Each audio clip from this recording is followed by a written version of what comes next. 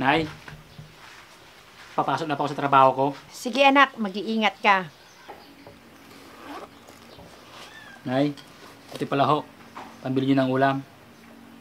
Bumili po kayo ng masarap na ulam para makain kayo ng madami. Naku, salamat anak. Wala yun, Nay. Kuya, ubos na pala yung allowance ko. Ha? Di ba pang isang linggo yung binigay ko sa'yo?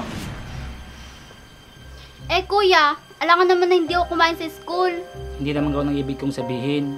Ang akin lang, matuto ka sana magtipid. Sige na. Nay, alis na po ako. Sige anak, mag-iingat ka.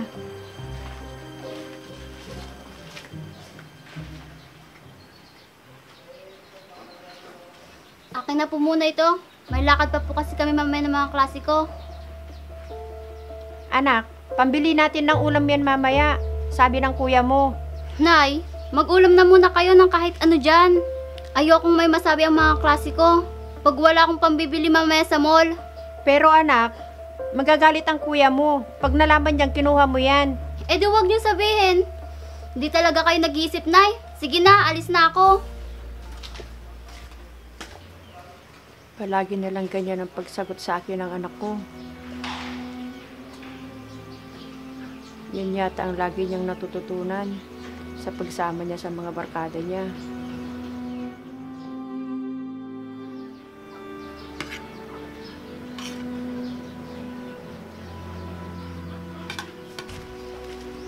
Nay? Nay? Nay? Oo anak.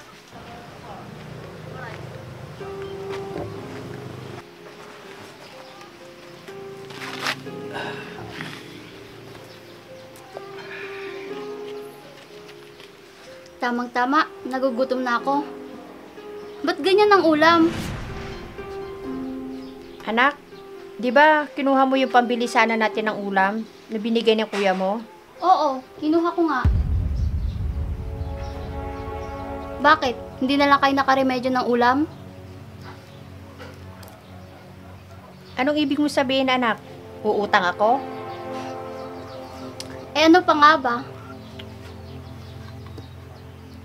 Eh paano ako uutang? Wala naman akong pambayad. Nay, eh di humingi ka kay kuya ng pambayad. Hindi mo ba naisip yon?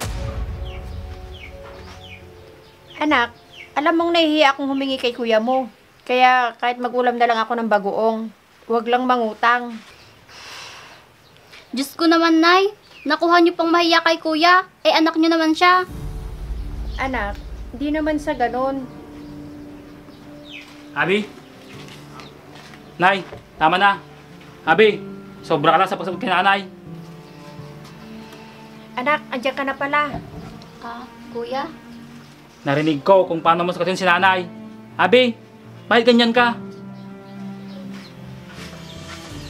Anak, hayaan na natin ang kapatid mo. Hindi, Nay. Hindi ako makakapayag na sagutin niya kayo na walang respeto. Kuya, hindi naman sa ganon. Anong ibig mong sabihin? Ayos lang yon. Yung pagsagot kay nanay, nag-aaral ka pa naman din. Yan ba natututunan mo sa pag-aaral mo? O sa pagbarkada mo? Anak, pabayaan mo ng kapatid mo. Hindi, Nay. Dapat lang na malaman ni Abi. Tayong respeto lang sa magulang ang kaya namin gawin para hindi sumama ang loob niyo sa amin.